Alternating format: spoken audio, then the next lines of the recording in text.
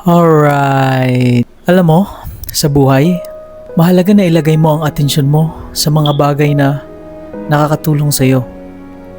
Iwasan mong sayangin ang mga oras mo sa mga bagay na walang kwenta, lalo na kung hindi naman ito makakatulong sa pag-unlad ng buhay natin, ng buhay ng pamilya mo, ng kinabukasan mo.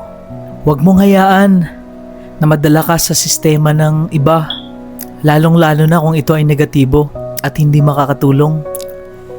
Kung alam mong wala itong magandang maidudulot sa'yo, umiwas ka na lang.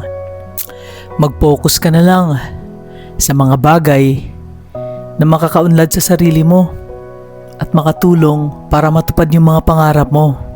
At syempre, siguraduhin mo na mapapalibutan ka ng mga taong positibo.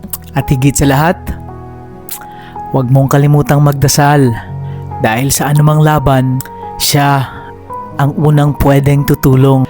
Alright, so happy Sunday everyone. Gusto ko lang din itong i-share, itong nakita kong sticker. Be strong and courageous, for the Lord will be with you wherever you go. Happy Sunday everyone.